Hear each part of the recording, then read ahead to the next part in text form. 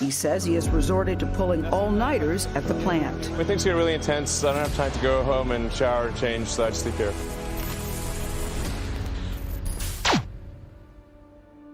Depending on how well you want to do, and particularly if you're starting a company, you need to work super hard.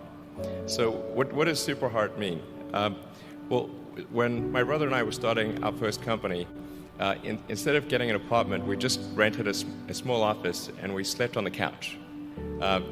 And we showered at the YMCA, and we're so hot up we had just one computer. So the website was up during the day, and I was coding at night, 7 days a week, all the time.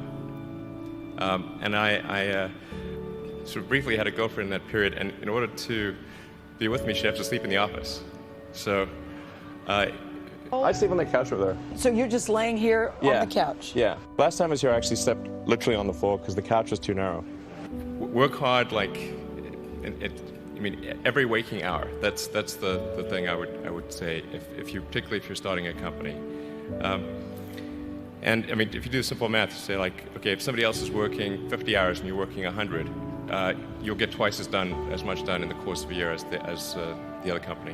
When I was young, I didn't really know what I was going to do when I got older. People kept asking me, but then eventually I thought that the idea of inventing things would be really cool.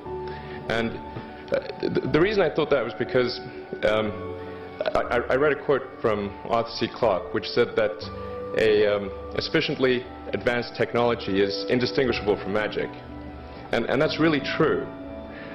If you go back, say 300 years. The things that we take for granted today you'd be burned at the stake for.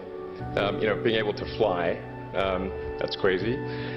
Being able to see over long distances, being able to communicate, having effectively with the internet a group mind of sorts, and having access to all the world's information instantly from almost anywhere on the earth. This is stuff that really would be magic, or would be considered magic in times past. In fact, I think it actually goes beyond that, because there are many things that we take for granted today that weren't even imagined in times past. They weren't even in the realm of magic. So it actually goes beyond that. So I thought, well, if I can do some of those things, basically if I can advance technology, then that's like magic, and that would be really cool. And I also had sort of a slight existential crisis, because I was trying to figure out what does it all mean? Like, what's the purpose of things? And I came to the conclusion that if we can advance the knowledge of the world, if we can do things that expand the scope and scale of consciousness, then we're better able to ask the right questions and become more enlightened, and that's really the only way forward.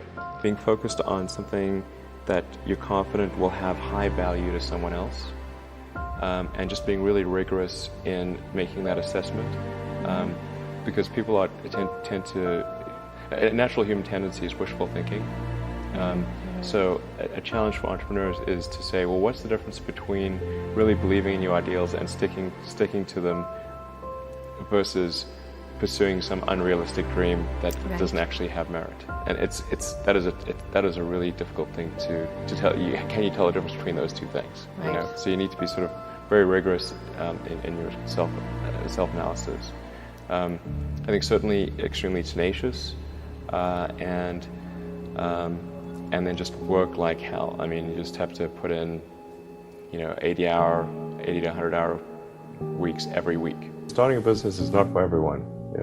So generally, starting a business, I'd say number one is have a high pain threshold. There's a friend of mine who's got a good saying, which is that starting a company is like eating glass and staring into the abyss. Okay, that's generally what happens, because when you first start a company, there's lots of optimism and things are great, and then so happiness at first is high. Then you encounter all sorts of issues. And happiness will steadily decline, and then you'll go through a whole world of hurt. And then eventually, if you succeed, and in most cases you will not succeed, and Tesla almost didn't succeed, came very close to failure. Then if you succeed, then after a long time you will finally get back to happiness. So you've got to make sure that whatever you're doing is a great product or service. It has to be really great. And I go back to what I was saying earlier, where if you're a new company, I mean, unless it's like some new industry or new market that, if it's an untapped market, or then you have more ability to,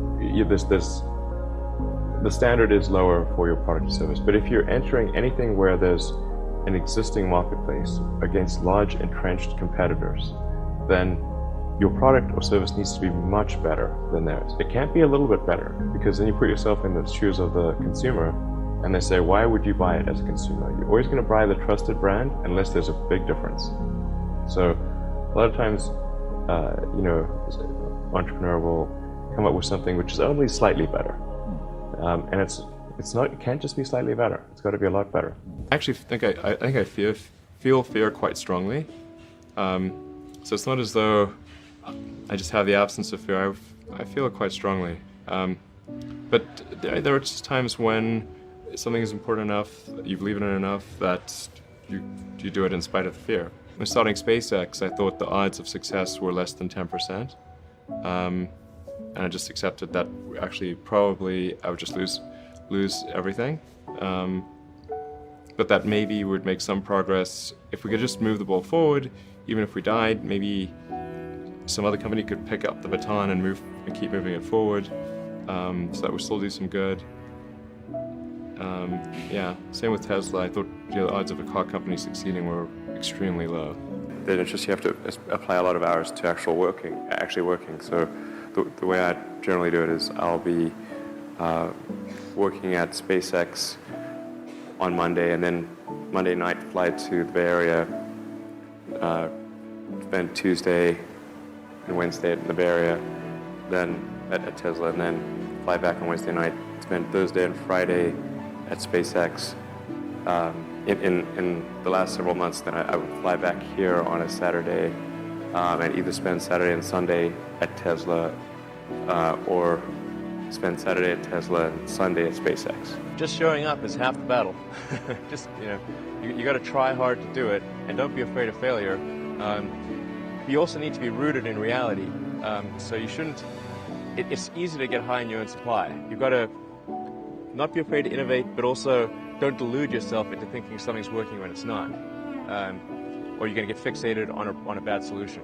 Yeah, don't be afraid of new arenas. You can get a book, you can learn something, and experiment with your hands, and just make it happen. Find a way or make a way to get something done.